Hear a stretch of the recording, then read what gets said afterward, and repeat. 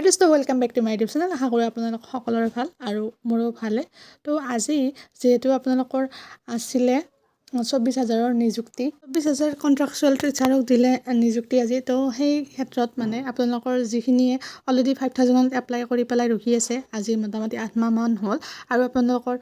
বহুত এইটো কুৱেশ্যন আছে যে নিউ ৰিক্ৰুটমেন্ট কেতিয়া ওলাব তো সকলোখিনি আজি বিশেষকৈ এই অনুষ্ঠানত আপোনালোকৰ হিমন্ত বিশ্ব শৰ্মা ডাঙৰীয়া মুখ্যমন্ত্ৰী হিমন্ত বিশ্ব শৰ্মা ডাঙৰীয়া কি ক'লে কি নকলে সকলোখিনি চাওক ভিডিঅ'টোৰ জৰিয়তে আৰু লগতে কওঁ যে একচুৱেলত কি বুজাব খুজিলে এডুকেশ্যন বুলি কয় মই বুজি নাপালোঁ আপোনালোকে ভিডিঅ'টো চাওক সৰ্বশিক্ষা অভিযানত কাম কৰি থকা চুক্তিবদ্ধ শিক্ষকক নিয়মীয়াকৰণ হৈছে এই সংখ্যাটো যদি আমি ধৰো তেতিয়াহ'লে যোৱা 5 বছৰত অসম চৰকাৰত 4 বছৰত চৰকাৰী চাকৰি লাভ কৰা কৰ্মচাৰীৰ সংখ্যা আৰু এখেতসকলক যদি আমি নিয়মীয়াকৰণ বুলি বাদ দিওঁ তেতিয়াহ'লে এই সংখ্যাটোৱে 1,389,তাত ভৰি দিলে অহা বছৰৰ ভিতৰত আমি আৰু 50,000 নিযুক্তি দিব পাৰোঁ নেকি তাৰ বিষয়ে আমাৰ প্ৰচেষ্টা আমি আৰম্ভ কৰিছোঁ আৰু এই 2012 চনত চুক্তিবদ্ধভাৱে শিক্ষক নিযুক্তি দি অসমত নিকা শিক্ষক নিযুক্তিৰ এটা প্ৰক্ৰিয়া আমি আৰম্ভ কৰিছিলোঁ প্ৰায় 24000 শিক্ষকক আমি আজি স্থায়ী শিক্ষকৰ মৰ্যাদা প্ৰদান কৰিলোঁ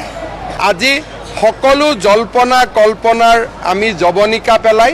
গোটেই শিক্ষকখিনিক নিযুক্তি কৰিলোঁ 2012 চনত মই এখেতসকলক বিকশিত অসমৰ সেনানী বুলি কৈছিলোঁ আমাৰ 2 অক্টোবৰৰ পৰা পুলিচৰ দৌৰা আৰম্ভ হ'ব ছেপ্টেম্বৰত এডিআৰই আৰম্ভ হ'ব ডিচেম্বৰৰ ভিতৰত এডুকেশ্যনত লিষ্ট আৰম্ভ হ'ব নৱেম্বৰত মেডিকেলৰ নিযুক্তিৰ কাম আৰম্ভ হ'ব গতিকে 50,000 নিযুক্তি আমি লাইনত দি দিছোঁ আৰু আমাৰ কাৰ্যকালতে ইয়াক সম্পন্ন কৰিব চেষ্টা কৰিম যদি কোৰ্ট কেছ নহয় জ্যেষ্ঠতা কাৰো নাই জ্যেষ্ঠতা থাকিবই তেওঁলোকতো মই আজি ক'লোৱেই যে জ্যেষ্ঠতাৰ ভিত্তিত এতিয়া তেওঁলোকে হেডমাষ্টাৰো হ'ব পাৰিব মইতো তাতেই ক'লো আমি জ্যেষ্ঠতা কৰ্তন কৰা নাই 6000 এতিয়া হাইস্কুলৰ হেডমাষ্টাৰ পোষ্ট ওলাব টেট শিক্ষকসকলেও তাত জ্যেষ্ঠতাৰ ভিত্তিত আবেদন কৰিব পাৰিব আৰু তেওঁলোকৰ জ্যেষ্ঠতাটো ক'তো কমি নাযায় কাৰণ যি স্কুলত আছিলে সেই স্কুলতে আমি তেওঁক নিযুক্তি দিছোঁ গতিকে সেই স্কুলত ছিনিয়ৰিটিত তেওঁ যিমান নম্বৰত আছিলে সেই নম্বৰতে তেওঁলোক থাকিব ছিনিয়ৰিটি কৰ্তন হোৱাৰ কথাটো অহাই নাই